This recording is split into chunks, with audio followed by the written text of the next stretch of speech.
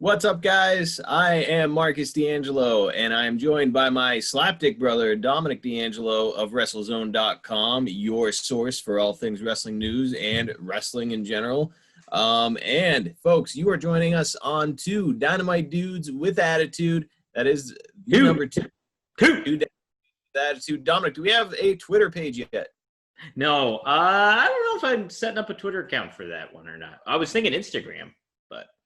Okay, well, we'll figure something out so you guys can keep up with us because we are moving and shaking. Moving and shaking, baby. We had some stats updates from our media correspondent, Kev Kellum, and they were very positive, so very positive. Well, I wouldn't expect any less, Dominic. Of course we're successful. We're two successful dudes. We've got very good insight. And Dominic, let me tell you, we've got a lot to play with this week when it comes to AEW Dynamite. What a week.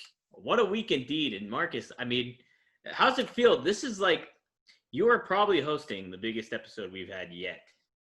So. Well, I was the right man for the job, let's face it. It's just a matter of circumstance. I hope we don't have any new listeners because I'm coming off like a complete asshole right now. Yeah, well, Marcus, they tune in any minute of any podcast. I guess longtime listeners have already established that. I'm wondering how many people maybe were on your side for a good amount of the time. Like, oh, you know what? He's got a point. And then there's a moment where they're like, wait a second. Fuck that guy. Every once in a while, I've got to go full blown heel. I'm the heel of the show for sure. And every once in a while, something just irks me, Dom, and I wind up going off. I've got only a couple things to go off about this week, though, because this was a pretty monumental episode of Dynamite. They're moving in some very interesting directions. And Dominic, we're gonna start off with a banger of a situation. The Icon Sting is now AEW. He's all elite, Dominic, and he signed a multi-year deal.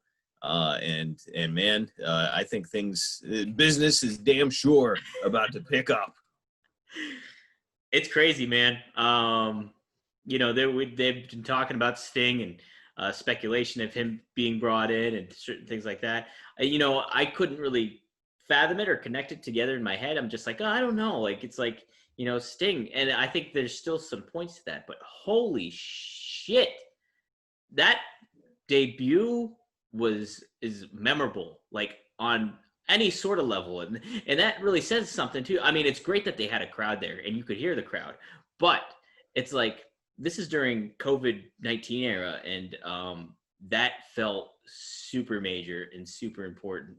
And Sting's presence, man, that's the thing about him is I think we talked about this on the WrestleZone wrap up after the show ended with Kev, and his presence, just him not speaking, is Sting's specialty as a presence in the ring.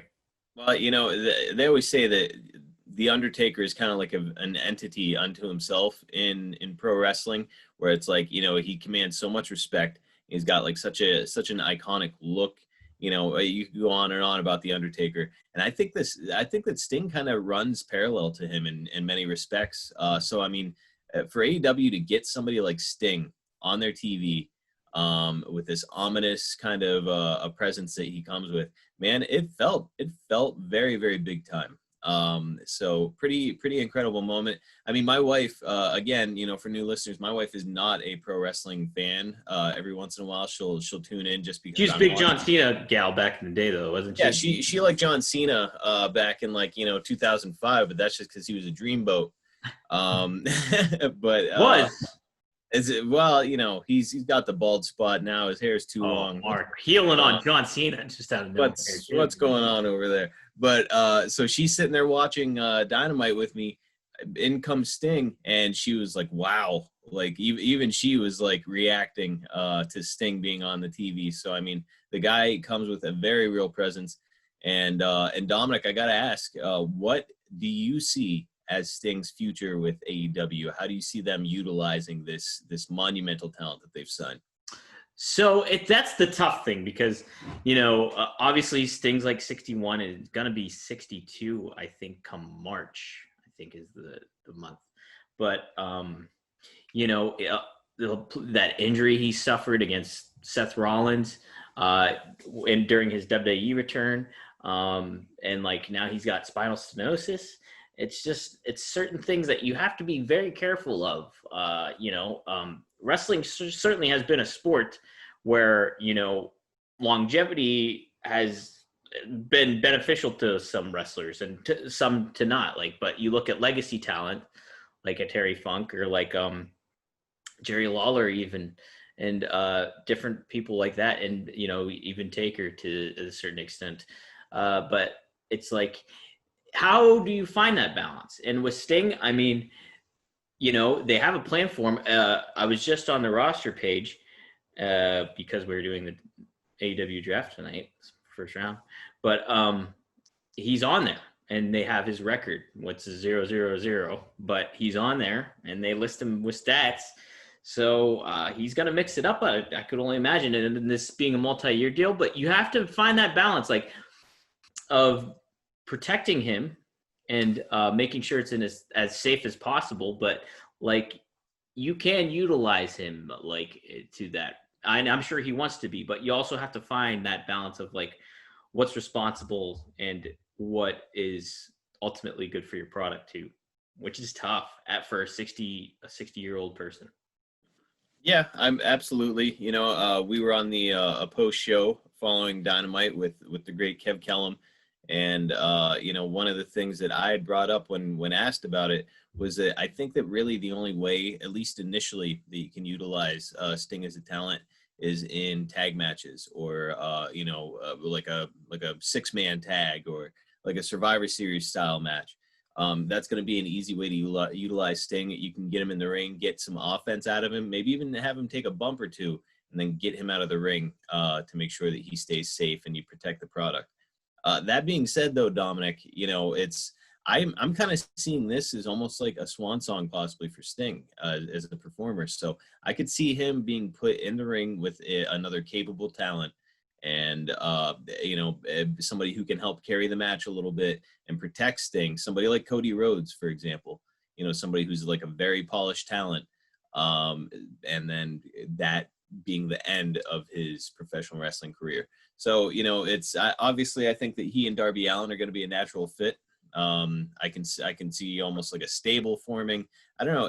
We've got some really interesting stuff to play with. Tony Khan, for all the times that I criticize him for execution, he does have some pretty good ideas. So it'll be interesting to see how things play out. I think too with Tony Khan is he'll play to history, stuff that I'm not aware of sometimes, and there'll be references to way back when, to a territory day where this is what they're pulling from. So he's certainly a student of the game, and it comes into that'll come into play. Sting, though, it's interesting because it's a multi-year deal, so that could mean any sort of thing, and that's fine. I feel, ultimately, I would like to see him kind of maybe akin to what you said, but almost to running a faction. And being the head, and almost to in the factions Jack Tunney role, if that makes any sense, where he's he doesn't have to be there all the time, but he's the operator of it. And how about Team Taz? Sort of the same idea, except he can mix it up every once in a while. So yeah, there's a lot of ways to go about it. I think that he will perform in the ring. Oh yeah, I think so too. Definitely see that happening. One of the things, Dominic, that kept getting brought up by people as you and I were doing the show with Kev Kellum was, we have the side scroll where we see all the comments, and a comment that I kept seeing over and over and over again, or a question that I kept seeing over and over again, is now people are saying, how about bringing in the Undertaker? And we finally get that blow off match, the Undertaker and Sting 1-on-1. And let me just say, let's go ahead and put this one to bed right now. That is never going to happen. The Undertaker has been with WWE for 30 years, and I know what everybody's about to say or think. So is Mike Chioda. You could reference Earl Hebner. You could reference all these people. The Undertaker is a very different situation. Not only do I think WWE would work endlessly not to let him get over there, But also, I think that even if The Undertaker was presented with the opportunity, I don't think he would take advantage of it just because of the sort of person that he is and the sort of person that recognizes how Vince McMahon has completely changed his life. And in the same turn, yeah, like there was a finality to Survivor Series, like that ending, that I think really put a cap on his career. Like I don't like before that, I was like, oh, Taker's going to fight after WrestleMania. It's going to happen. But now I'm just kind of like, nah, I think he's probably done. He's okay with maybe ending it with that Boneyard match against AJ Styles. And, I think that's fine. But like, it also speaks, I think Sting knows that ship has sailed. Like Sting really pushed it to have a match with Taker and really wanted it. That was like on his bucket list was to have one. And, that's been talked about for 10 years at this point, at least, if not longer. But like, that's, I think Sting going to AEW and signing with AEW, WWE wasn't utilizing Sting. The last time his appearance was there was like 2016 or 2015. That's nearly 5 years. And that's crazy to think. So it's just like, and he only had an appearance like in 2019 for, I think it was somebody's birthday, Flair's birthday celebration. So, WWE wasn't utilizing him. And so now, AEW finds value, just like many fans find value in Sting still. And I think, all of this plays into Sting's favor because, yes, the crow face paint is something that stands out for Sting. And I think it's almost like wearing a luchador mask where you don't see a lot like age or anything like that. And Sting still looks good for his age, ultimately, even without the face paint. But it's just like that plays to his longevity in the ring and him being able to. I recognize Sting, and I will always recognize Sting. Like that's Sting from the late '90s. Yes. So and there's a lot to say to that. The other thing to consider, folks, is that like sometimes it's okay to have a dream matchup always remain a dream matchup. And I think that this is the case. I think that Goldberg and The Undertaker, it should have been that case where, you've got 98 Goldberg and 1998 Undertaker. Like that was the match. That's the match that you want to see.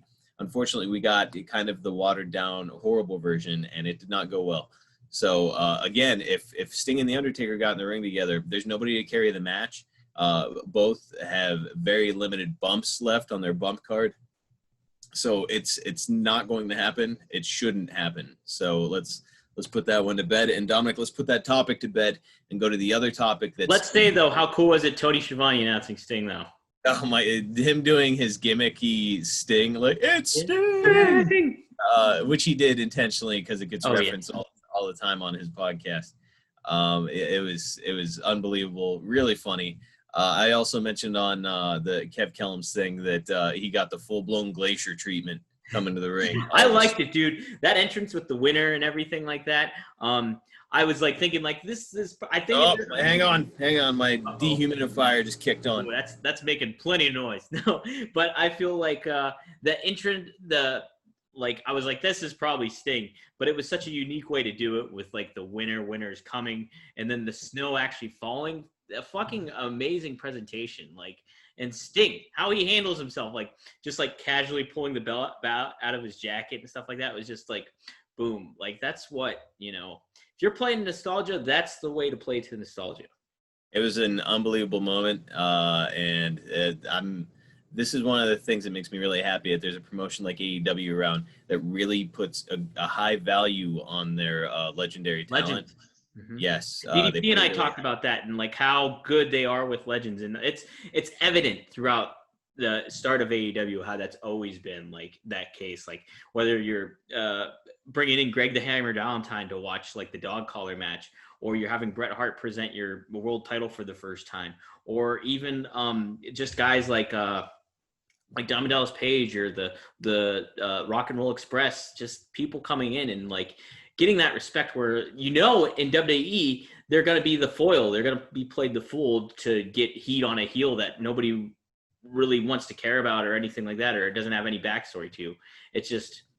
And, not to mention the guys that can still go. I mean, look at Billy Gunn and the way that they treat him. I mean, so it's Jericho's really your top star, star. So it's just...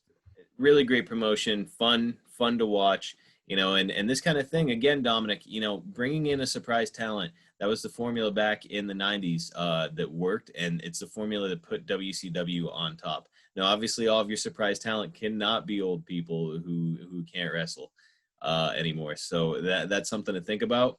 But you know, it does give it this feel week to week where you're like, I got to tune in and see what they're going to do this week. It plays to what I'm sure our next topic's going to be, but let me just make note too.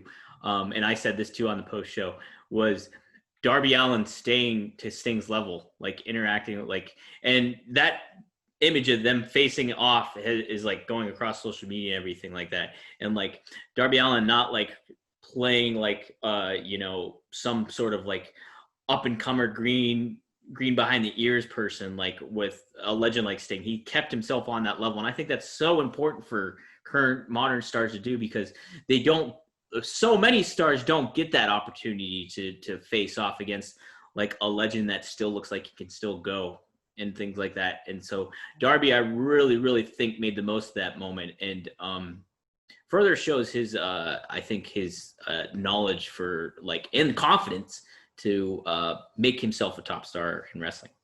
And let me say, you know, even though Sting is a babyface and Darby Allin is a babyface, you know, that is kind of probably the best idea for a match.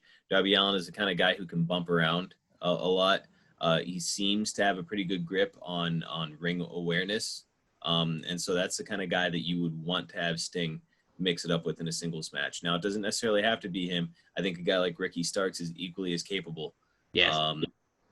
But, you know, just make sure that you put Sting in a position to succeed, and he will, and all the fans will get to go home happy. And Dominic, I think we all went home happy at the end of the show. You know, maybe we didn't want to see Kenny Omega become the new AEW heavyweight champion. Maybe some of us did not really prefer that outcome. However, the circumstances surrounding it and the intrigue, Dominic, that came along with this, man, it's well done, very well done. And exciting. And again, who is going to start showing up?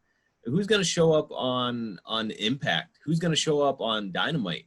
I mean, we've got a lot of very interesting things going on. So many, man. And like from the perspective of the angle, and like you know, Don Callis teasing Kenny being on Impact on Access on Tuesday is already like just an interesting element that was not expected. Now, I talked about this on the Total F and Marks podcast about with Dan St. Germain and his crew there, and about how just like Impact is a brand that's, you know, needs to build itself back up in a lot of ways. And like it's a brand that like people are familiar with, but it's also a brand that's been like seemingly dead and then brought back to life on countless occasions. And, you know, I cover Impact each and every week for WrestleZone every Tuesday. And it's to see it, to realize that Kenny Omega is going to show up on there it's going to be crazy, because Impact is such a different product. And how they present themselves and how they handle themselves from what AEW is. Now, I think the speculative report here is that they're not fully dipping their toes into I think it was Wrestling Inc. that reported this. Yes, it was. That they're not, this is going to be kind of a one-off, I think, for Kenny at Impact here, because he's doing it almost as a favor to Don Callis, who's like their executive producer there. So, but there's talk about the Good Brothers coming in and wrestling on AEW. And, you know, I'm sure Kenny's going to like make that presence known in Impact. So even if we're just getting a dip of, you know, a tease of the toe in the pool, so to speak, I think it's very good. At least, I mean, especially for Impact.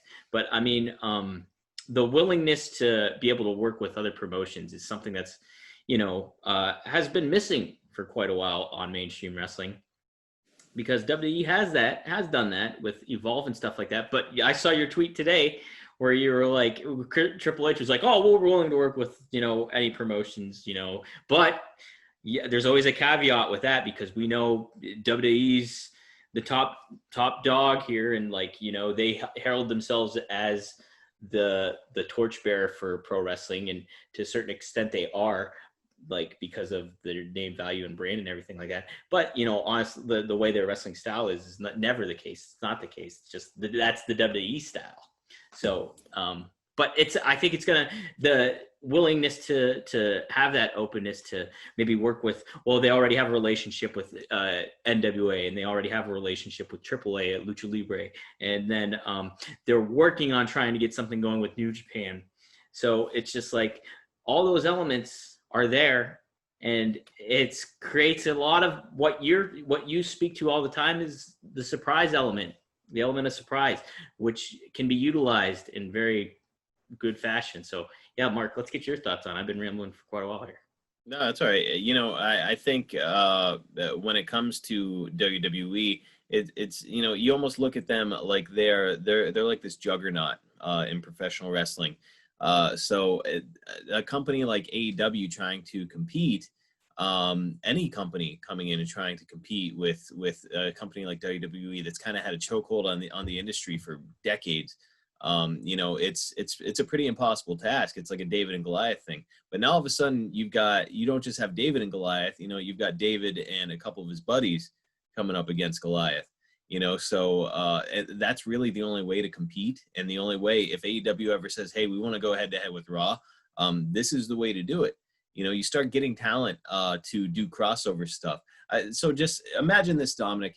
Around the time when, like, let's say it's 1999, WWF is starting to take over the Monday Night Wars. WCW is starting to fail and go downhill. What if Eric Bischoff or whoever makes a call to Paul Heyman and says, hey, look, let's cut a deal. I'll start helping to fund your promotion, but let's start doing some crossover stuff. Let's bring some of your guys over trying to take over. I mean, all of a sudden, Dominic, WCW is back to being absolutely must watch.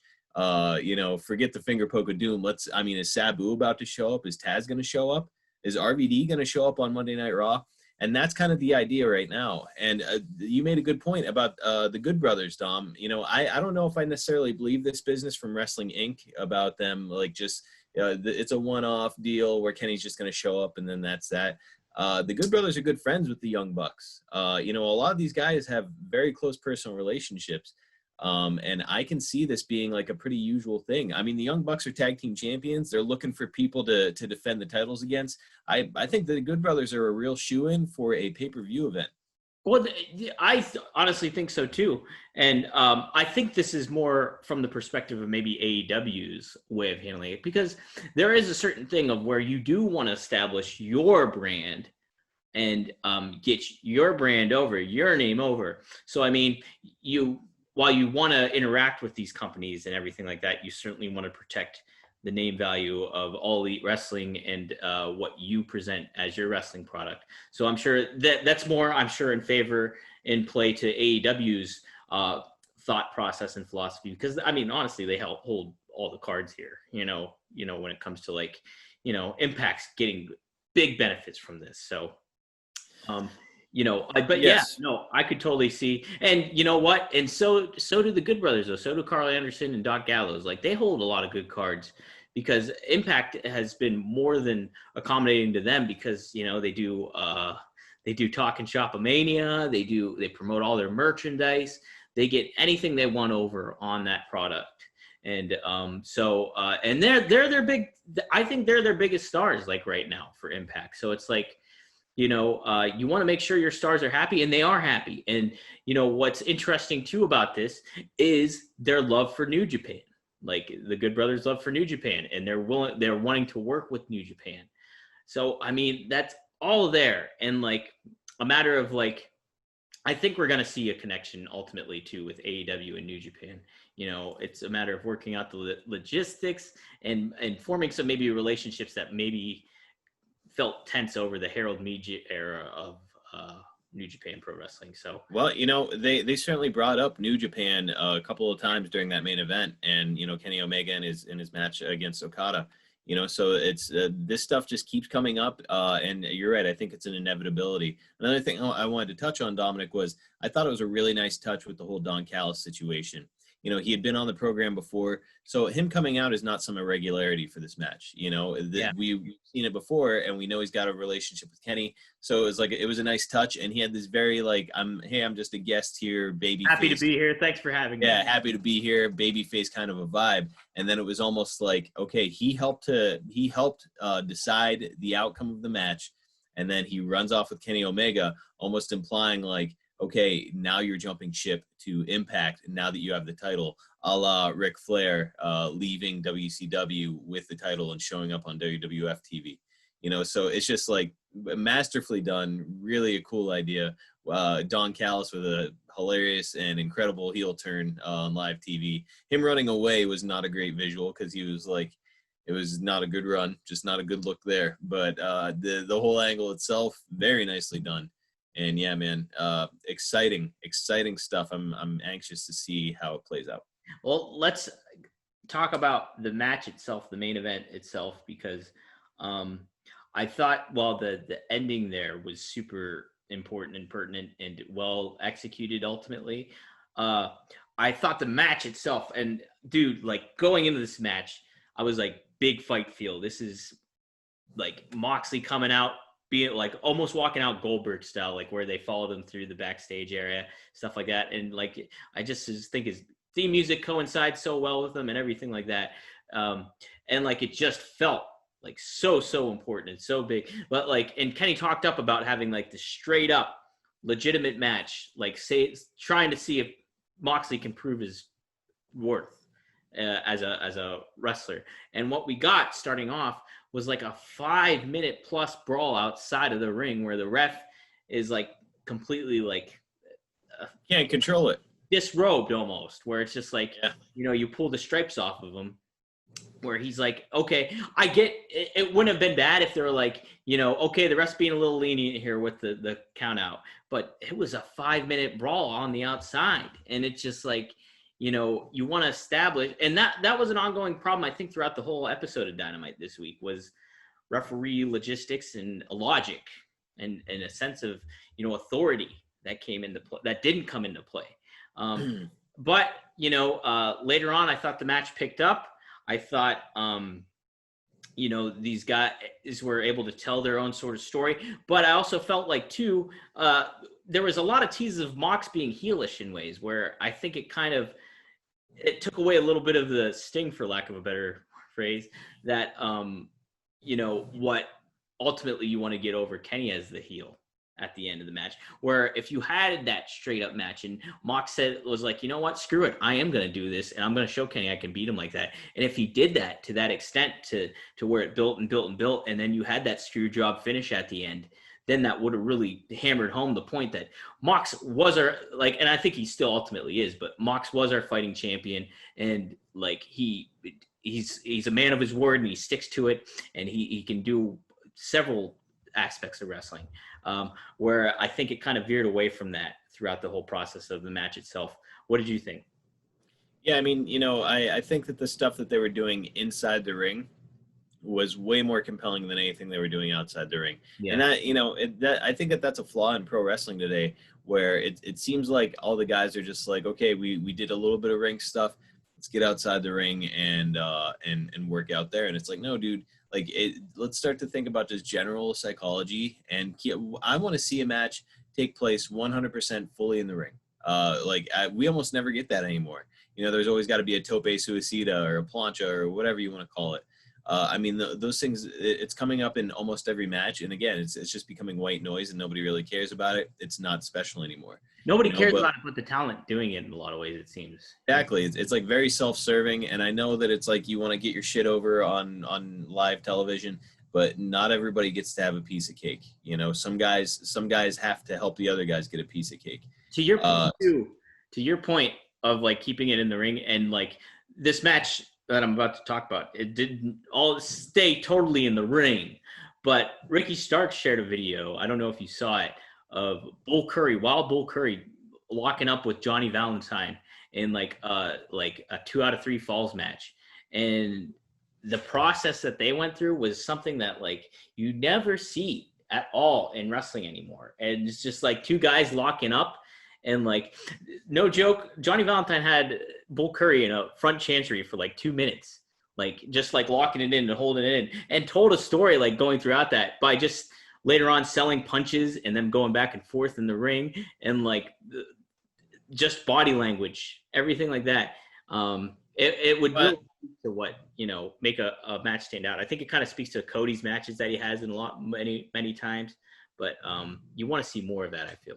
And you brought up Bret Hart earlier in the podcast, and I think he's a good example of that kind of thing. And honestly, this is the kind of thing that people need to think about and watch before they set up their matches, because like Bret Hart, he no matter who he was up against, there was some kind of an angle. It's like, okay, I'm a better wrestler than this guy. This guy's a better brawler than I am, so I need to keep him on the mat while he's going to try to brawl with me.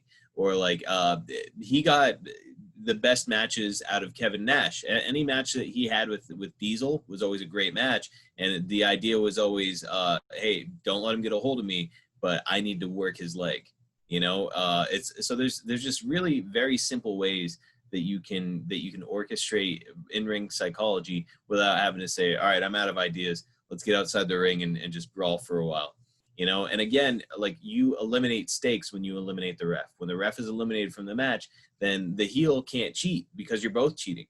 Yeah. So it's pretty simple stuff, and it's the kind of stuff that I think is missing from pro wrestling. So I will say, this whole business at the end of the match, I thought it was really great, as a great angle. But I mean, the match itself, not great, and a little bit of a disappointment in that way. It did, obviously the very interesting finish made up for things, but still, I don't want to keep seeing this stuff on AEW TV. And I hope that I've mentioned it too. Like, all those matches on Wednesday all had like screwy finishes. Like, yes, screwy finishes, and it's like, I think you can get away with that here and there, with AEW, and certainly, but like, and ultimately, I'll give my thoughts on the show in general at the end, but I just feel like, yeah, you don't need to go to that well.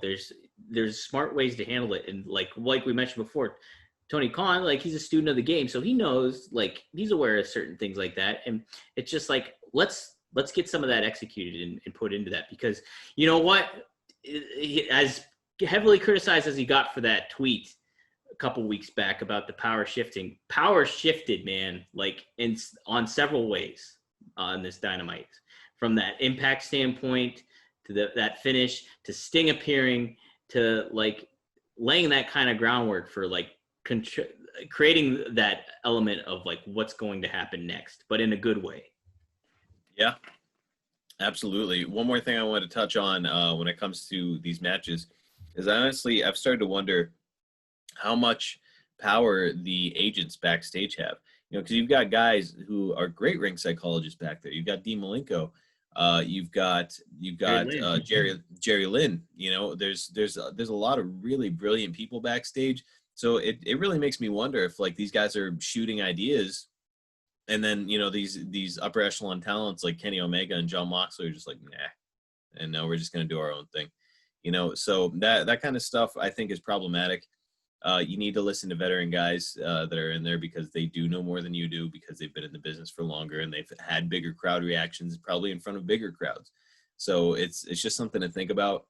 I don't want to beat up on that too much, because God knows there's plenty more to beat up on this program. Let me say, what an awesome run Jon Moxley had as champion. Like, yep, laid down, like, really established himself as a star, and his own unique star, where there was so, like, going into like leaving WWE, there was a lot of questions like, can he deliver? Can he kind of change? And what are we going to see from Moxley? And I think we saw like a true star, like, throughout this, even through COVID.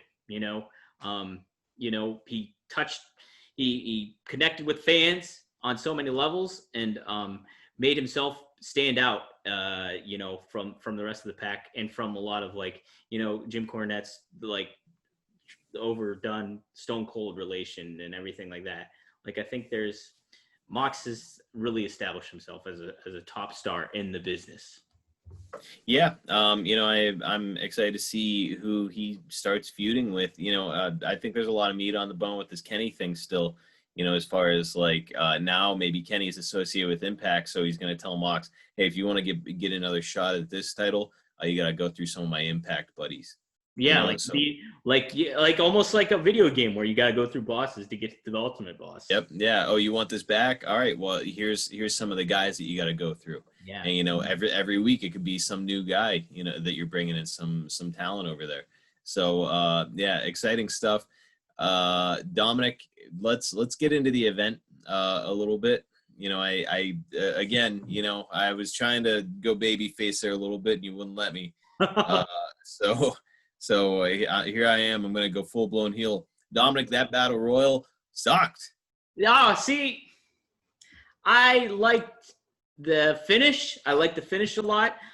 Some of the aspects, you brought up some points in the post show with Kev that made a lot of sense. I didn't think it sucked. I thought it was. I thought it ultimately, like, there was some interesting aspects of it. But let's give your heelish thoughts here, Marcus. I'm intrigued. I am kind of painting with broad strokes when I say it sucked. I don't think it completely sucked.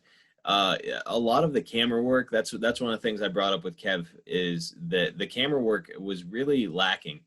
So you're working toward this angle between Scorpio Sky and what's the gentleman's name? John Spears. Good Lord, why was that eluding me? But so you've got Sean Spears and Scorpio Sky, and these two are feuding.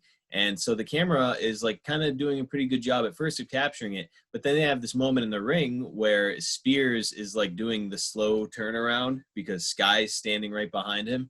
And the camera didn't capture it. It did, but it was the hard cam and nobody was paying attention to it.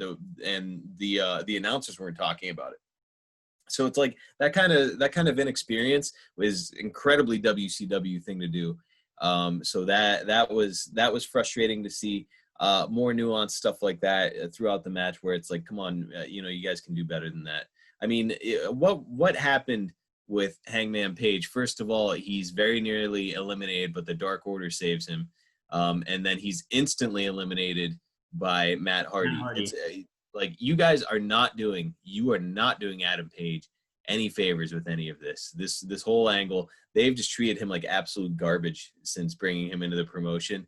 At this point, Dominic, it's like it feels like damaged goods. Like you can't, like, how it would be hard to salvage him at this point. You would need some really good storytelling to do it.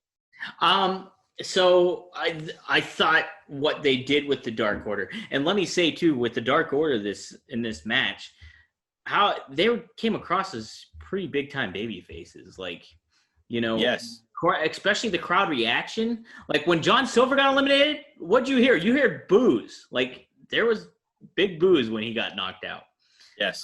And so, like, I thought, now if they handle this appropriately, I thought they set Hangman up for a pretty intriguing storyline where maybe he's gonna be the new Dark Order favorite. And it could lend itself to not only washing away what we were criticizing last week of Page being him-hawy about, like, oh, do I join or anything like that. It could, if they make him a big factor in Dark Order, and maybe they're like more like liking Page's style than they're liking somebody that like Brody Lee, who hasn't been on television for weeks on end. You can create a kind of very interesting angle of these two guys colliding with one another eventually over, the affections, quote unquote, for Dark Order or whatever. And like, maybe creating the next level for Dark Order. And hopefully, I think part of the aspect you need to kind of find the balance of, obviously, and then what we talked about last week was the comedy part of it. Like you need to kind of get them more serious, I think, ultimately. But I think if you can build Page back up by really making him kind of like this big figurehead, maybe potential, I think, for Dark Order. You're grinning, so I don't think you agree with me. What do you think? Well, Dom, like the idea that you would have Brody Lee and Hangman Page kind of competing to be the leader of the Dark Order. It feels a lot like the high school star quarterback and like the high school badass both competing to be like best friends with the color guard. Dominic, the Dark Order is, in my opinion, just dead. It's But like Marcus, okay, that's like just your opinion, man. Because obviously, people like the Dark Order. Like now, what is to like about it? They're like they like the fact that it makes them laugh. I think they like. You know what? I mean, if we're gonna take a aspect of it, it's John Silver. Well, yeah, like he's probably the primary reason. So like, why not dissolve the Dark Order? I almost called it the Dork Order. Why not dissolve the Dark Order? Make John Silver a singles and let him have his run. Dominic, the whole like, why would Brody Lee want to lead these goofs? Why would Adam Page want to lead these goofs? It's like the whole thing. You know what though, Marcus? Like it kind of almost plays that what you're joking about too is like, what makes the popular kid in high school even more popular is when he's nice to the non-popular kids. So I mean, maybe you can have that going and kind of create that of like, hey, Hangman appreciates us, while Brody Lee's kind of an asshole, guys. Right? Am I right? That kind of thing. I don't know. I don't know. To me, Dominic, it feels a lot like a Pretty in Pink sort of an angle, like like the kind of thing that would happen in a John Hughes movie, or like that. Do the Right Thing? Not Do the Right Thing. What's the 10 Things I Hate About? Nah, it's one of those like 90s movies where I'm just getting John Hughes vibes, like St. Elmo's Fire and Pretty in Pink and Breakfast Club. Like it's, dude, it sucks. And there's no angle. There's nothing you're gonna be able to say that's gonna convince me otherwise. I'm not totally like tapped out of it yet. So I'm an optimist. I certainly am. Brody Lee, again, all the potential in the world.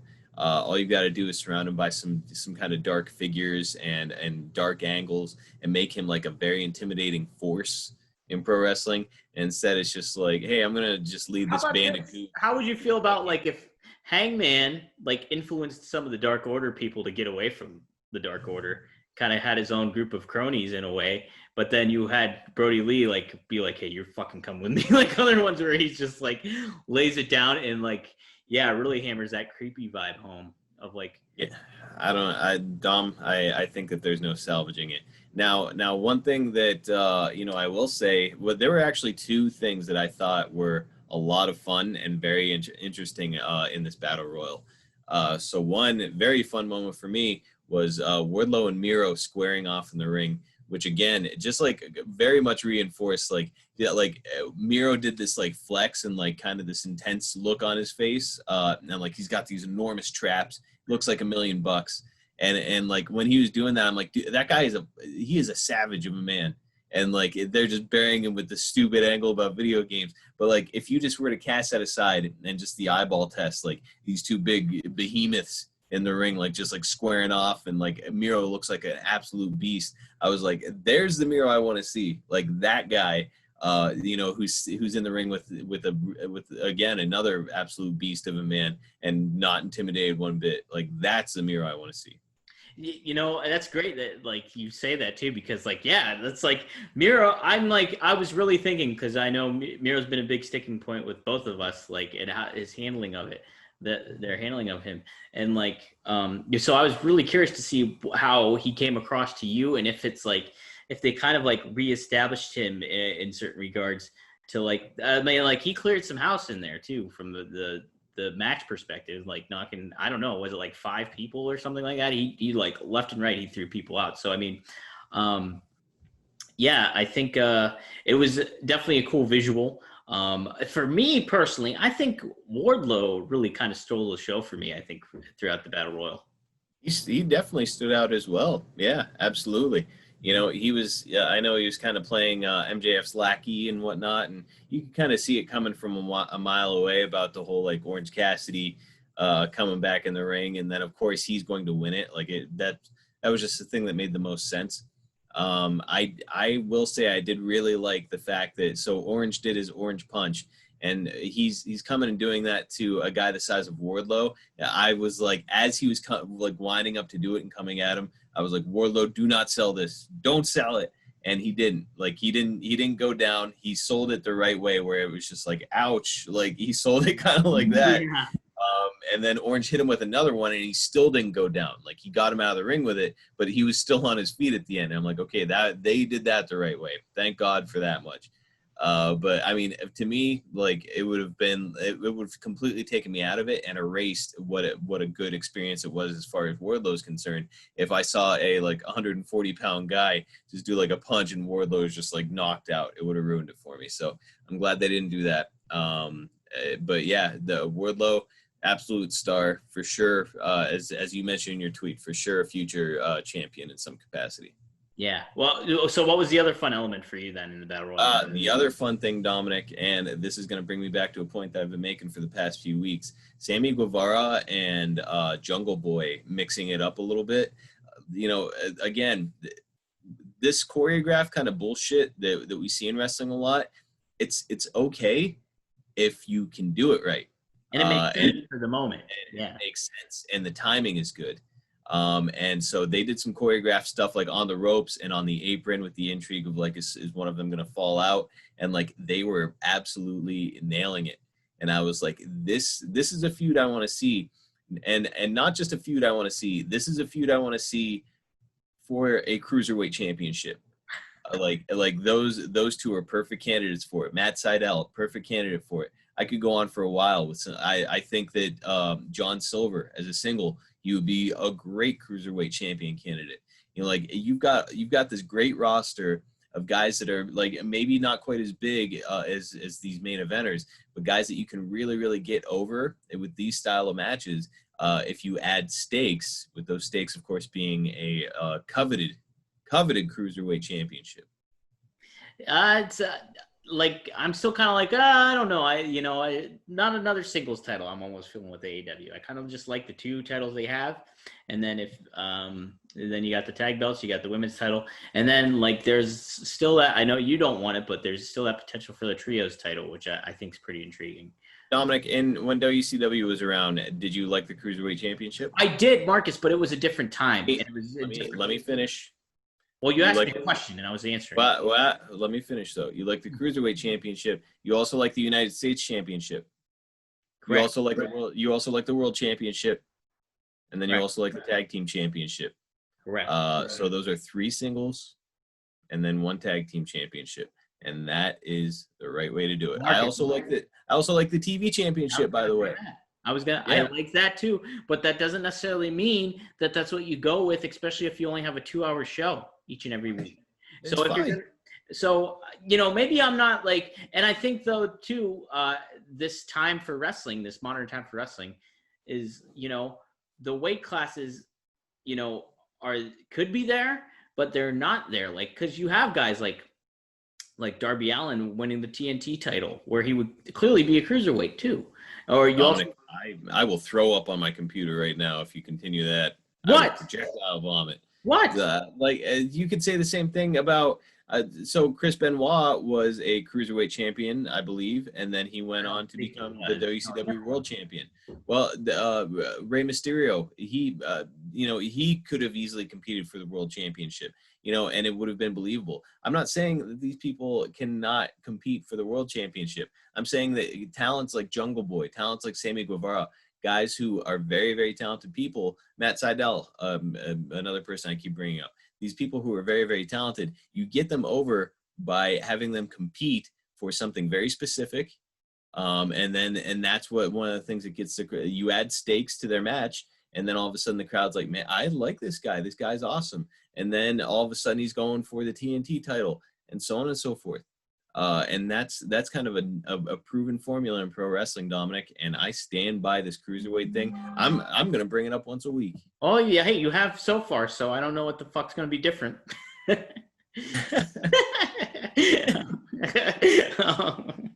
But no, I think it speaks though to, the importance, like you add more titles in the mix, you're going to lessen the importance of the other titles if you're not careful. And so, it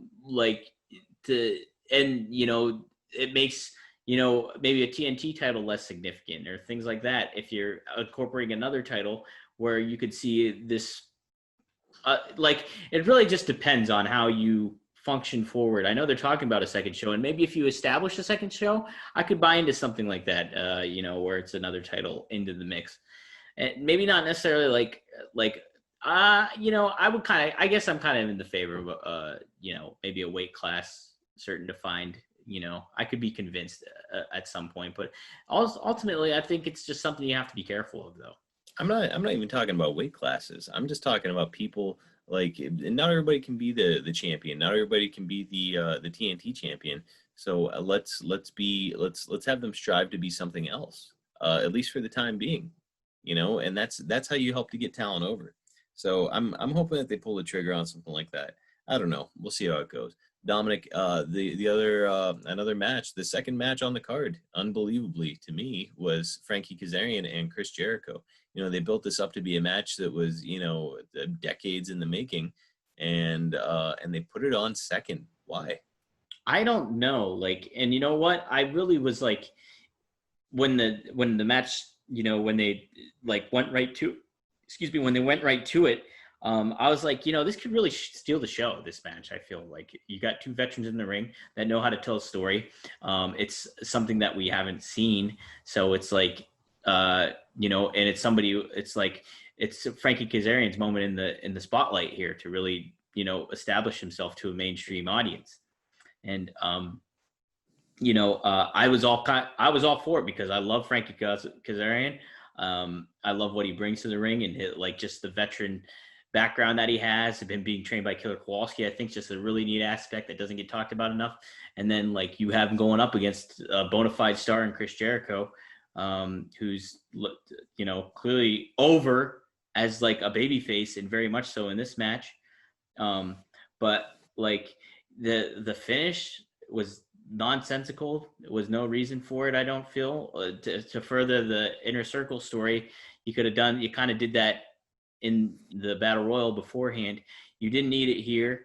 And they made at the end, it's fine. Jericho gets the win, but it came out of nowhere. And it seemed to just unceremonious, where I wanted Kazarian to get more of a shine from it than what they did. And putting it on second like that, it didn't bug me initially, but I think you made a compelling case for why it should have been on maybe later, And then you add the schmoz silliness as far as is MJF about to throw in the towel? There's too many outside forces playing a factor in the outcome of the match. And that was another thing that Kev Kellum talked about. He was like, you could set your watch to these these interferences and schmoz finishes.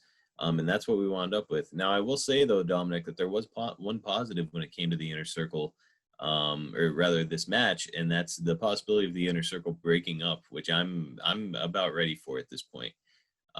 Because it just seems so rushed to do that. Because, Inner Circle as a faction, when they introduced them, I was like, this is going to be pretty damn cool.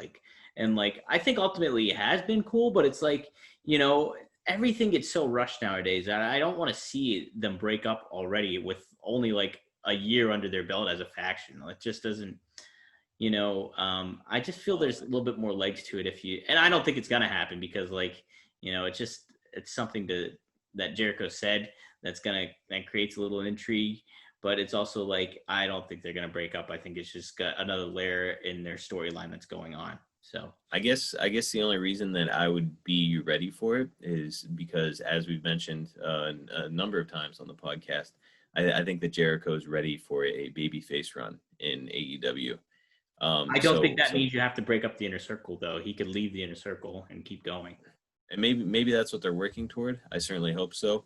That's something that you and I have mentioned on here a few times. Another thing that we mentioned, Dominic, and I think we were heard by Tony Khan, who I you think we made wins? I think so, because Dominic, near the end of the night, the AEW Women's Champion was backstage, and Hikaru Shida hears this noise, and it frightens her, right? Adding a little bit of intrigue for the Abaddon thing, which is something that you and I sort of talked about, where we were like, what if the lights flickered? We did. Oh yeah, no, you did. We did talk about that. And so I was like, Tony, you're listening, and I appreciate it. You know, like I thought it was kind of clever in how they did it. Like I don't like Sheeta being scared. Like and like I think it's fine. yeah. I don't see anything wrong with her being scared. Because Abaddon, let's face it, is She's scary. terrifying. Yeah. Yes. But I don't need her like peeing herself. But I think that it would be fine for her to be like, okay, this is very weird and uncomfortable and frightening. Okay. But then she like fights her way out of it. Yeah, you're kind of convincing me there. I like it was kind of funny because they did the almost, hey, we're live, pal. He said it, and I actually wrote that in my notes, like we're live, pal, Yeah. which is great. I feel like that was a missed opportunity by JR. And by the way, Dominic, I have to circle back a little bit because speaking of missed opportunities, and that's something that you and I discuss on here quite a lot, is Dominic, when you do a battle royal, one of the big intriguing parts of it is the fact that it's such a good opportunity because it's usually schmozzes. There's a lot of breaks. There's a lot of rests. There's a lot of people like distancing themselves from the match. It's a really good opportunity to bring in veteran talent. And so like to me, I'm just like, where's RVD? Why was RVD not in this battle royal? Why was brought him in? Like why was Glacier not in the battle royal? Winter's coming. Where's Glacier? Winter's coming, but where's Glacier? Exactly. So I mean, like some very easy style. Like I know Juventud Guerrero is like he thinks that he's got one more run in him. Okay, prove it. Come in and do a battle royal. Let's see if you shine. You know, could you imagine? I think it would have been super awesome if they put RVD in there, but they left it so understated. We're like, whoa, RVD's here. Like they make a kind of a big deal about it, obviously, but there's like, you don't hear about it for the rest of the show. You're like, that's just a moment that happened. And like RVD was in this battle royal and he had a run in there, but like, what's that mean? Like that if you added that on top of what you already had, that would really have got things rolling even more so. It's a very good point. Yeah, so it's such an easy way to bring in veteran talent and protect them. That I was a little bit disappointed that was how things went.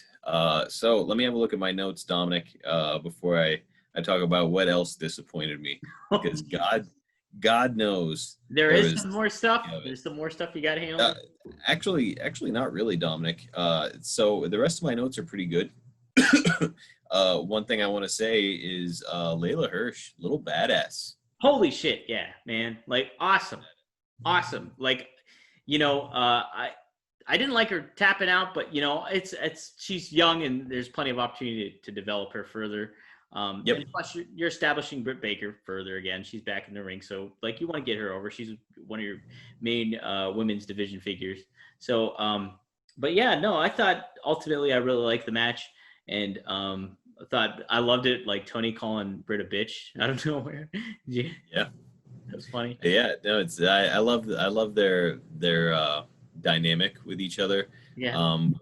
But yeah, I don't think there was anything wrong with Layla tapping out. I love the lockjaw finisher too. I love that.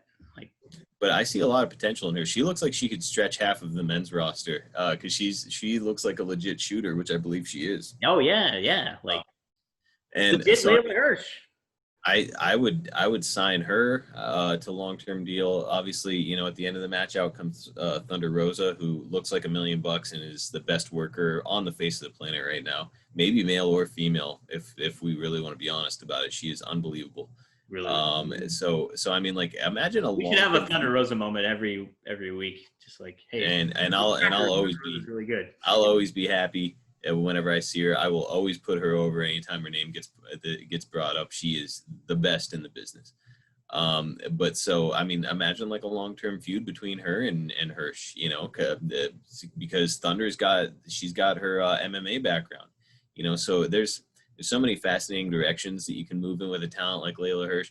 Really glad to see her there. My wife did say she looks like a Ronda Rousey ripoff, but once the bell rang, it's like she separated herself from the pack. Yeah. I don't think the having a Ronda Rousey familiarity or vibe to yourself is not a bad thing though either. I don't think so either, Dominic. Another thing that's not a bad thing in my opinion is Max Caster and the Acclaimed making their AEW debut. I love Max Caster, dude. He makes a lot of penis references in most of his raps, which I find fascinating. But for the most part, man, I think that he's one of those talents. He's got a great look. He's got great size. He's witty. I think he's one of those guys, man, who could be a major star in pro wrestling. I can see why I'm like, I wasn't too familiar with them like before they made that appearance on Dynamite there. But yeah, I can see why they are intriguing. And like, him and Bowens both, I thought, it was a neat moment, I felt. And, if the Young Bucks with that, them bringing up kicking Marvez again, I did not get that part. Like, it's also like if they said something like that, I wanted Nick to follow up and be like, yeah, well, I'm sorry about that, or something, just something, like that's what I was hoping for. That's what I was hoping for too. And it just didn't happen. And it's just like, you want that. You just want that. And I'm pretty out on the Young Bucks recently, man. It's a shame. Like, I think that, like I've said time and time again, they can portray a heel or they can portray a face, both pretty darn well. It's just a matter of them like executing it, like staying it with that, and not being like this, thing where they're like, hey, yeah, we're kind of dicks, but you're supposed to like us too. Like, I just want more definitive, because I think the Young Bucks are likable. Like, whether you're a fan and you're interacting with them, they're nice people, they're nice brothers, and like you get that across, and they show their appreciation for you. But also it's like, like if they can be great dicks, but if you're gonna be dicks the whole way. You know what I mean? Don't like give us that likability, but also give us that dickishness, because it's like it doesn't help you be like come across as like a genuine persona on air. So they're those kids on the school. I always make like high school references, but I think that high school references are like a very easy out when it comes to I think it's just an easy way to emphasize points when it comes to pro wrestling. But like they remind me of those kids that like talk a ton of shit in front of their friends, like saying that they're gonna beat you up, and then when you're like, fine, I'll see you in the parking lot, they just don't show up. Like they're just like this. You don't want that either. You don't want that. You want like somebody that's like, all right, those are nice guys, and they're looking out for me. Like, if I'm some kid, if I'm in the Dark Order, I'm getting bullied around. Like, I want Nick Jackson like being like, hey man, we got your back. We'll go and kick these guys' ass for you. That kind of thing. You don't want somebody like being like, yeah, I'll kick your ass. You remember, hey, when I kicked the home ec teacher's face off. Remember when I did that? Well, now I'm gonna not help you out. Yeah, they come off incredibly unlikable. And yeah, dude, it's hard to watch. Something that is not hard to watch though, Dominic. Are you liking my transitions, by the way? I feel like they've been smooth.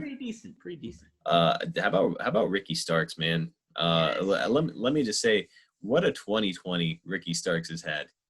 Because he goes from being on a YouTube wrestling promotion to now he's on national television. He's featured. He's in the ring with Sting, Arn Anderson, Dustin Rhodes, all in one night. I mean, like, what? And mixing it up with like Cody and yes, just an unbelievable trajectory for him. I'm glad to see that his talent and abilities are being recognized by AEW. Because man, as I just like I do with Thunder Rosa, I will always put Ricky Starks over every tool in the book he has. Yeah. And I'm glad that AEW appears to see it. Yeah. No, Starks is amazing. We gotta be careful putting him over too much. He's like, I know what. We'll give him heat by. I know. I give Starks plenty of love on Twitter and shit like that all the time. So I'm just like, it's like, no, Starks is amazing though, man. Well, last thing I want to bring up, and then we can start talking about our wrap up here in the AEW draft is, Moxley did his promo, and you and I, that's another thing we put over week after week is Moxley did his promo. He did a really nice tribute to Pat Patterson. Yeah, that was awesome. So awesome. He is slowly becoming one of the best promos in AEW. At first it was almost like that kind of wrestler white noise stuff for me. But now, when you actually listen to him and you hear the interesting angles that he takes, you're just like, man, this guy he's unlike anybody else, and it's fun to watch every week. Oh my gosh, yeah, dude. Like he gives another layer, gives a different layer to it, gives a different angle to it, and like it's what you want to see. And I think it speaks to what you were just saying too about Starks. Is like he's able to do that stuff and make it engaging and intriguing and get something over that you want to see, whether it's something positive about the person or something negative about the person. Like Mox has done a really, really great job at being a baby face. And it's just like, he's somebody that you want to root for throughout, watching wrestling. And like, he's somebody that you want to support, like going throughout that stuff. So it's just like, if he's connecting to levels like of veteran wrestling watchers like we are, like imagine what he could do for a casual audience too, like that you're trying to rope in. And it's a matter of positioning and like, power is shifting, man. Power is shifting, and it's kind of cool. Like covering it this past Wednesday was so amazing. Like it just felt like really refreshing and just a blast to do, because it was like, damn, this is some big ass stuff happening right now. These are moments in like wrestling where we're gonna look back and be like, remember that moment? Because you know what? There's so many moments that WWE has that potential to have happen, and like that they set it up like, oh man, yeah, that guy came back, but then it all gets washed away because WWE cannot keep up the momentum with it. Well, and you think about wrestling moments like Mick Foley winning the title and Goldberg versus Hogan in the Georgia Dome, and you're like, I remember watching that live, and I think that this is going to be another one of those nights where you're like, I saw that live when it happened, so it's pretty cool stuff to see some real potential for wrestling history take place right before our eyes, and it seems like everybody recognized the impact. And Dominic, one other thing I want to bring up, and then let's start talking about the draft, is I talk about the impact. I didn't get an opportunity to talk about Pat Patterson on the post show. No, you didn't. Yeah. I mean, you want to talk about somebody who had an impact on the business. Pat Patterson, unbelievable mind for the business. I think a lot of people remember him as Vince McMahon's stooge and all the silly shtick, where he's got like he's in his underwear and there's like a poop stain, which is hilarious. But first Intercontinental Champion, very significant figure in pro wrestling, always a great worker, and probably most importantly, a brilliant person, a kind-hearted person from all accounts that I've heard. And will be sorely missed, is sorely missed by, I know, all of his peers in professional wrestling. You just see it too, like from levels of like colleagues, whether it's JR or anybody like, that know him, or Bruce Pritchard or anybody, Bischoff. But then you also have like stars like Kevin Owens, like speaking out about like how big of an influence he was, and like people just from all generations showing their appreciation for him and knowing, what he's done. And like, Bret Hart spoke about him too on social media. The Rock, how big of an influence he had on both those guys, like in their rise to stardom. Like Bret Hart was Pat Patterson was in Bret Hart's corner for so much of that stuff. And like Pat Patterson went to bat so many times for The Rock. Like it was seeing The Rock, like The Rock's dad, like inviting Pat over to assess The Rock's style and like where he was as, a greenhorn back in the day. And like him being like, this kid has it, like he has it. And then just always being in The Rock's corner. It just speaks to his knowledge of the business, the influence he had in and out of the ring. Like, nobody talks about, what we get about Pat is what you're saying. Like, what we grew up with, the stooge, and then like first, like the openly gay wrestler, like is what the mainstream media is going. But Pat is way more than that, like to the industry. And I think we're feeling the reverberations right now in a positive and, uplifting way, as sad as it is that we lost them too this week. And let me just say, I think we'd be remiss not to discuss the fact that yes, he was an openly gay wrestler during a time when in that profession it was a very macho blue collar profession to be in. And so, like, for the incredible bravery it would take for him to be openly homosexual under those circumstances cannot be understated. Absolutely incredible human being, brave human being, and again, probably one of the greatest, if not the greatest mind in the history of the professional wrestling business. And it's I'm sad for everybody who's friends or family with him, and I'm sad for us as wrestling fans, because it's a tremendous loss to our community. It really is, because it's like, that was what was fascinating, because like Vince McMahon, like if you're an ardent fan of the business, you will be critical of Vince and like his decision making and what he goes with. But somebody who he could lean on and really respected was Pat Patterson, and just it just speaks levels to his ability to engage with people and have that connection. Where like, yeah, he was like an openly homosexual wrestler, but that isn't what defined him. Like what defined him was his smarts for the business, his sense of humor, and his ability to connect with so many talents and fans. Absolutely. Rest in peace to Pat Patterson. Thank you very much. So Dominic, let's move on to something I know that you're excited about. We are desperately out of time, as Tony Schiavone might have said back in the day. So let's No more commercial breaks. No more picture-in-picture. The tape machines are rolling. Dominic, let's do the AEW draft. Yes. So, cue the music. Last week, we picked our general managers, but we're changing our general managers. What is that music playing right now? You hear it. It's playing right now. Now, it won't be playing on YouTube because we'll have copyright issues. But oh, shit. Okay, we'll go ahead. But it'll be playing somewhere. I did my phony look around. I know it. But, yeah, we changed. So our idea, what we did on our previous podcast, we did a 1990s wrestler draft, and we picked team captains. Obviously, we went with our favorite wrestlers. Marcus picked Kevin Nash. I picked Scott Hall. But so what we did last week is we started picking figures from AEW to be our team captains, aka general managers, aka like authority figures, in a good way, not like non-wrestlers who have been on AEW TV. And nobody that's like going to take away the heat from any of the talent on.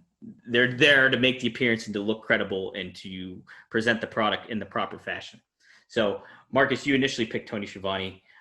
I initially then picked Eric Bischoff, which are good picks, for good reasons, but we're making some changes. So I sent you a text this past week. Marcus, I'm allowing you, though, to pick first. Who is your new general manager? All right, Dominic, I'm going for Bret Hart. I'm just kidding. I was going to be the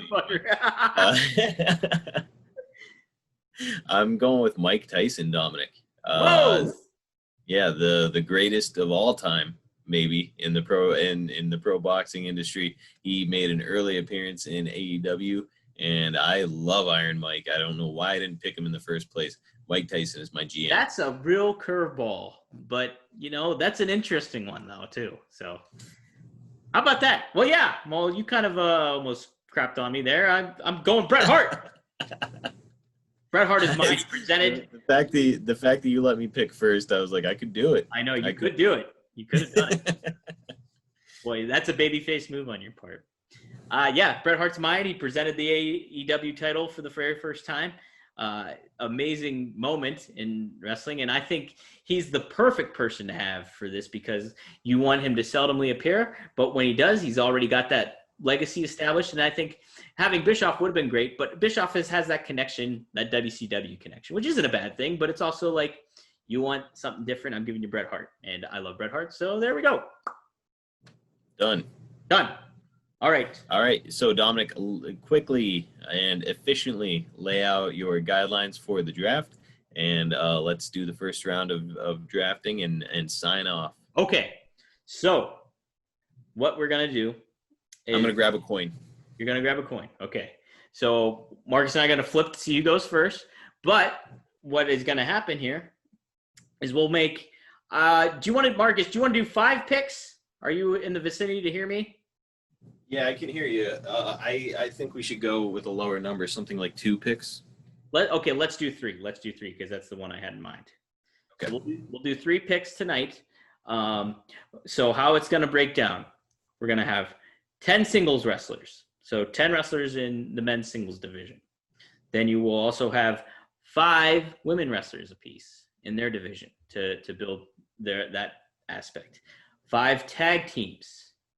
And then we're each going to have 3 managers. Now, as far as the managers go, they can be managers that are there currently or people that have shown up in AEW at some point or another. Now, Marcus, what I wanted to present to you and ask you, as far as certain talent goes, like some aren't officially signed, some are, kind of gray area, some wrestlers have made some one-off appearances. How do we factor those in? Are they going to be just according to they were on AEW, so then they had a match, and so therefore they're up for picking? Yes, I think if they've been on AEW and had a match, they should be up for grabs. But like, let's say that you pick somebody like that Jeff Cobb, who made, I believe, one Mercenary, appearance yeah. on AEW. Mercenary appearance. That's Yes, exactly. Would that be a good draft pick with limited choices? Here's the Probably thing, though. not. Now, so he's officially signed with New Japan, so I think maybe we could not include him. Well, he did wrestle for AEW though, so I feel like it would be fine to pick him. However, would that be a good choice? You could certainly make an I mean, argument Cobb's that awesome. Like, I mean, if Cobb had him, if the sure, AEW had him, he'd be like a top star there, or he should be. sure, but like, what was his significance in AEW? And that's what you have to ask yourself. So that's another thing that we're going to do too is ultimately at the end of this draft, like the week after we make our final selections, the week after we will make our pitch as to what our booking strategy and philosophy will be in executing how our roster is going to play out. And I believe after the draft is fully complete, Dominic, you are going to post a poll. I'll do a poll of some sort. Yeah, we'll try to work out the logistics of that. So we'll see who won the draft, and then we'll see who does a better job of booking it. Better job booking it, and maybe we can sway a few folks over that. I don't know. We'll see. We'll work that out. I just like the draft aspect of it. I think it's pretty fun. So there was one more thing I was going to ask you before we started. Shoot. I cannot remember. Oh, I wanted to just make a clarification. That's it. So factions are negligent. We're not worrying about factions. So like you can't draft like Team Taz, or you can't draft like the Death Triangle, stuff like that. I think that's fair, right? Yes, but you can pick tag teams. Oh yeah, tag teams. So yeah, tag teams are tag teams. So there you go. Now, if you pick a wrestler, you have to factor in the fact that if you're picking a wrestler, you're gonna eliminate. Say if you pick a wrestler that's in a tag team, you eliminate that tag team. Like you cannot, you don't get Ortiz if you draft Santana just specifically. But I mean, you can draft if they're an established tag team. That's how you draft. That's how you can draft them. But you have to kind of factor that in too. Does that make sense? Absolutely. All right, Mark. All right, I'm going to flip the coin. Flip it. And here we go. What is your call? Heads. It is tails. Wait. Oh boy. Oh boy, Dominic. Pressure's on. Now this messes up my game plan. I had a game plan coming in. It does put me in a unique position. And Dominic, the question that I posed on Twitter following your post regarding this draft was who best exemplifies AEW. So to me, that is going to be a deciding factor in who I'm supposed to pick first overall. Who really exemplifies AEW and what they're about? And I don't think there's any correct answer except for Cody Rhodes. And so he is my number one pick. I think that's a great choice. Mm-hmm. That's a great choice. Yes. You can't go wrong there. Okay. So this is who I'm going with. I am picking Jon Moxley. Is my pick. Jon Moxley. I mean, you can't go wrong. The longest reigning AEW champion thus far. Established as a baby face right now. You can't beat that, I feel. No question about it. Except I'm about to beat it, Dominic, because my next choice is Le Champion, Chris Jericho. See, that's good. That's good. Legacy talent, first ever AEW champion. I don't know how you can refute that. Marcus, I downplayed this earlier. It might have been strategic on my part. Might have been a little bit strategic, but I am making sure that the Revolution will be televised, and I am drafting none other than Ricky Starks. That is way too early for that one. No, it isn't. In my humble opinion. Because the ceiling is unlimited, man. You listen. My strategy. I'm conveying my strategy right now. What it was going to be. He was going to be my first overall pick because either way, you could have picked Cody. You could pick Mox, and I would have been fine with it. And I would have kept on rolling because this is all the plan, Marcus. The end game here is not just the draft, but how you convey what you do at the end of the draft. So, and we talked, Marcus, you put over Starks heavy in this earlier on. Oh, by all means. But, we're talking, to me, when you're doing a draft, it's like, it's kind of like your Monopoly board, Dom, right? Where you're saying like, okay, who are the top stars? And you kind of draft in that way. So I'm not by the books, my friend. Well, that being said, Dominic, I did not expect to get this opportunity, so I better pounce on it while I can. Dominic, as of right now, will have Cody Rhodes, I will have Chris Jericho, and I will have AEW champion Kenny Omega. Well, yeah, okay. All right. Hey, and I can totally understand that, and that makes complete and total sense to me. So Seems impossible that I could have landed those three. You got those three, and hey, you know what? Good for you. I'm very happy for you. Very happy for you. But, I'm going off the beaten path, and I'm okay with that. So, all right. Let's see here. I have my options open. So I'm going to think here of what I want to do. I am blown away by your poor drafting skills right now. No, it's not. I'm very happy. This is the roster I wanted to roll with. I got the 2 picks I've wanted so far. This is who I'm going with, Marcus.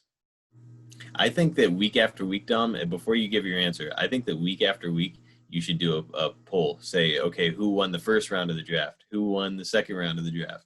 So I am truly curious to see. Okay. All right. Hey, that's fine. But you have to list the people that we drafted. Yeah, so, yes. All right. Okay, Mark. A women's wrestler has not been drafted. I think it's a vital part to the industry, and therefore I am drafting Thunder Rosa. That one hurts me, and she was actually going to be my 3rd overall pick, but then Kenny Omega plopped into my lap, and so I had to say, well, I'm going for it. Well, enjoy it, Marcus, because I'm creating a team that will be unbeatable. So. All right. Well, Dom, so how does it work next week then? Do you start it off? Do I start it off? I started off. I think that's how we did it in the 90s draft is like we did like almost like this serpentine thing where it's like, okay, now I go back around. So. Okay. Mm-hmm. That works for me. What a first round. Plenty of options still on the board, Marcus. There's a lot of meat left on the bone, Dominic. And let me tell you, I think that no matter what direction I move in next week, I'm gonna get some real stars. Yeah, well, I get first pick next week, so yeah. Let's see what you do with it, Dom. I think you may have dropped the ball this week. Oh no, I'm in for the long game, Marcus. You're immediate thinker, okay? You're living in the moment at this moment. I'm thinking overall. Well, hey, let's let our listeners decide. Go ahead and post that poll on Twitter. All right, I will gladly, Marcus. How do they follow you on Twitter? All right, you can follow me on Twitter at Marcus P. DeAngelo. And there you will see plenty of our me sharing clips and whatnot from our exploits here on 2 Dynamite Dudes with Attitude. Plenty of Dallas Cowboys content, some fun wrestling memes and GIFs or GIFs or whatever the thing is. They're GIFs. Yes. So check me out there, Dominic. Where can they find you? So you can find me on Twitter at Dominic DeAngelo. You can find WrestleZone on Twitter at WrestleZone.com. You can go to WrestleZone.com for all your wrestling news needs. And should I get my shit in, Mark? Is that what I'm doing right now? Get my shit. All Never right. will. So we not only debuted the AEW Draft this week, but I debuted a new show on WrestleZone called Meet the Wrestler, where it's a tip of the cap to the late Tim Russert, as Meet the Press from MSNBC. And so what it essentially is I want to get like independent talent on there, and I think have like very high ceilings and potential to be stars in the business, and get it almost like a quote unquote job interview where I like get their philosophy, get their background, get their inspirations outside of the ring, different things like that made them who they are as a wrestler. And so I started with 50 caliber Barrett Brown, who's such a great down to earth dude. We had a really, really good conversation there. So episode 1 dropped yesterday, I believe it was. And so check that out. I want to go like take a different angle of things with that and kind of present its own unique thing. I just interviewed, before I talked to this, my degenerate brother over there. I just interviewed Heath McCoy, the author of the 2005 book, Pain and Passion, The History of Stampede Wrestling. So, and I was telling Marcus just over the phone that I think it's really important to kind of get knowledge and education about Stampede Wrestling. Because, as Americans, if you're based out of the United States or maybe even in another country, you're not Stampede Wrestling doesn't hit on our radars, because by the time we were even almost, just born, Stampede was essentially out of its heyday. So, to know where a lot of these stars came from, to know the impact that Stu Hart has had on the business, and to that his sons from Brett to Owen to Bruce to the daughters, and to the connections that came into that, the marriages and that family aspect. It's one of a kind in wrestling that it's not going to be duplicated, and it sets itself up for great storytelling ultimately, and just a fascinating aspect of the business. So Heath and I break it down. He does a very good job. It's just like a man that's well versed in the world of journalism. So what you're getting with that book is something straightforward and well reported. So give that a watch. And then we did WrestleZone wrap up with Kev Kellum every day. Marcus and I were just on there earlier this week. Colin Tessier is doing the SmackDowns now on Friday, so he's doing the SmackDown recaps. He's the runner gunner, the prodigy of WrestleZone now. He gets quite the heat going in the chats, so he's up and cooking. And then just be on the lookout for more and more interviews that we got coming up. Calvin Tankman I just interviewed from MLW too. And so, there's always stuff cooking here on WrestleZone. And I was just on the Total F and Marks podcast, All Things Comedy Network, helmed by Bill Burr and Burt Kreischer and all that stuff. So it was pretty wild. I joined Dan St. Germain and Scott Chaplin and Robert, who's a former WWE writer, and he shares an interesting Patterson story. Couple of them actually. That's really, really cool. But it was cool to talk about the ongoings of this week, not just AEW but NXT and all that stuff. So got to be on there. It's been a really crazy and wild week, and so Marcus and I know I speak for Marcus too, where I thank you guys for making us one of the top shows on the WrestleZone podcast feed. It's really flattering, and it's been a lot of fun. Like Marcus and I look forward to doing it every week, and so it's a neat element to be able to bust my brother's balls on here and give him shit because he sucks. Absolutely. I don't know if I agree about me sucking, but I agree about the rest of it. And by the way, we enjoy getting our balls busted a little bit. So feel free to jump on Twitter and give us shit. Or, give us shit if you're going to do it right. I mean, don't do it right. Make it give a half-assed criticism of us, and then we'll make fun of you on here. Or if you want to pay us some compliments, it's fine too. I'm not used to it, but I'll take it.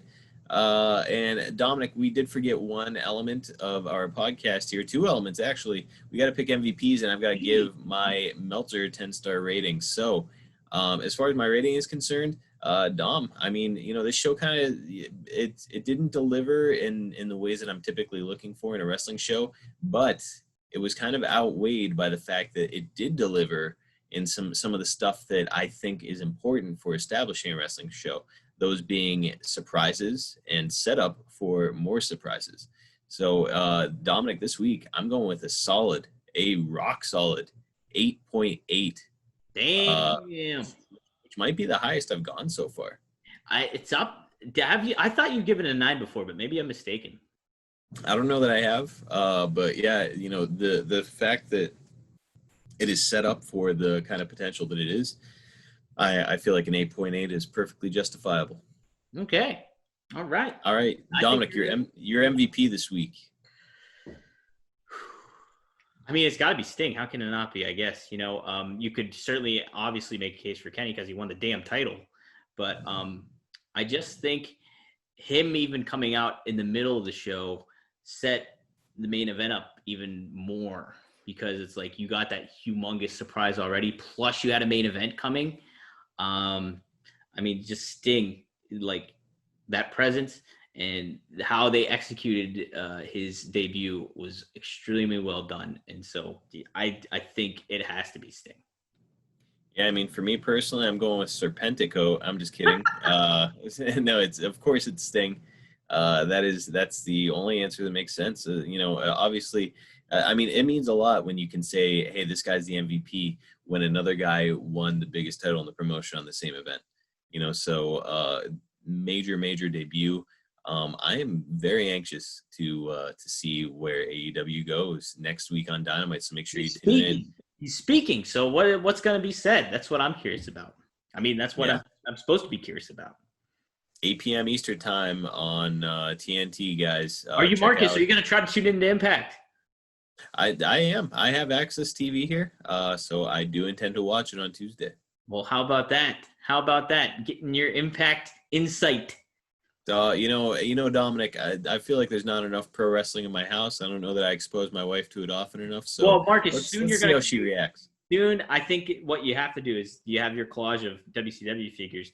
You got to somehow lead that. Yes. Do you want to show your newest addition to? It's still pretty fresh, so I don't want to put any pressure on the situation. So yeah, it is serendipitous that Sting is over your left shoulder right now. It is, and. Yeah, Dom, it's I feel like the more I force my wife to watch pro wrestling, the greater the odds are that she'll begin to love it more. So let's see. I'm going to test that theory this coming week on both Tuesday and Wednesday, 2 days in a row. You're going to try to get her to watch Impact too? We'll see what happens. We'll see what happens. That's how we're going to leave you guys with some little intrigue there. Have a good night, guys. Thanks for tuning in, and we'll see you next week. Next week, baby. Bye-bye.